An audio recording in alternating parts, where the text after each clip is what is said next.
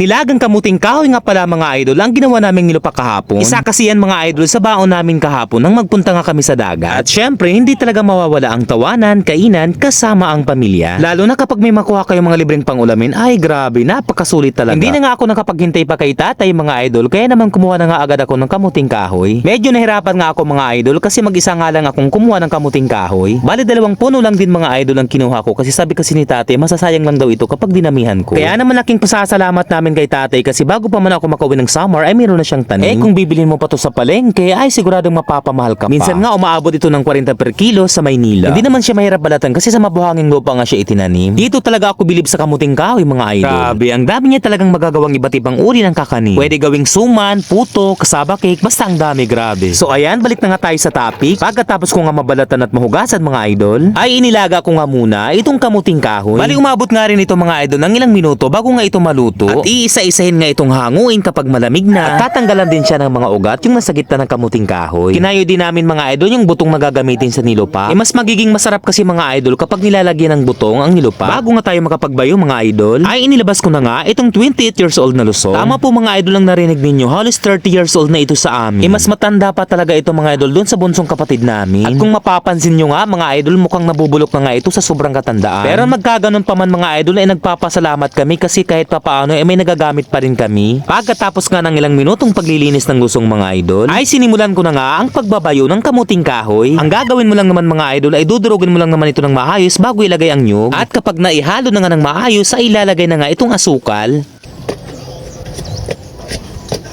At kung okay ng tamis mga idol, ay pwede na rin siyang hanguin. At dahil sa mag-alas 11 na nga mga idol, ay inihanda na nga ni nanay yung mga dadalhin namin sa dagat. Sobrang init na nga mga idol habang papunta nga kami ng dagat. Kaya kung mapapansin niyo mga idol, ay balot na balot kami. Shoutout nga po pala kay Kuya Mio na nasa likuran namin. Medyo low tide na nga mga idol nang matanaw namin ang dagat. Grabe mga idol, dito pa lang talaga sa bungal, pero ramdam ko na talaga yung summer. Isa kasi ito mga idol sa paborito kong pinapasyalan kapag ganitong summer. Hindi kasi siya nakakasawa, as in gaganahan ka talaga mga idol manguha ng shells. Super mag-enjoy ka talaga mga idol kapag maraming kayong magkakasama. Nakakatuwa nga mga idol kasi habang papalapit nga kami sa malaking bato, naku, may nakuha agad akong sahang. Pati yung burongkos mga idol nagpakita rin agad oh. Ito nga po muna mga idol yung pinunteriya namin nila nanay bago kami kumain. Para kasi kahit papaano pagdating namin ng bahay ay meron na kaming maiulam. Minsan kasi mga idol kapag marami talaga yung nakukuha namin, minsan nakakapagbenta kami. Pero kapag hindi naman masyadong marami, as in inuulam lang talaga namin mga idol. Kapag ganitong mainit talaga kasi mga idol, hindi talaga marami yung sahang na makukuha. Mas lumalabas kasi sila sa gabi, okay naman maulap sa araw. Nagaya nga agad sila kumain mga idol kasi meron naman daw silang nakuhang lato. At dito na nga kami mga idol kumain sa bandang batuhan. At ito na nga mga idol yung mga pagkaing aming pagsasaluhan. Napaka-presko at napaka-healthy. Ito talaga mga idol yung pinakagustong gusto ko talaga na part yung kainan, lalong-lalo na kapag nasa dagat ka. Basta kahit na anumang pagkain talaga ang dalhin mo sa dagat ay talaga namang napakasarap. Pungulaw.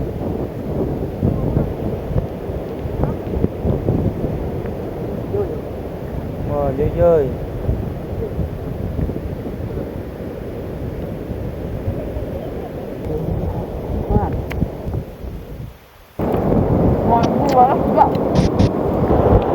Kain tayo mga idol.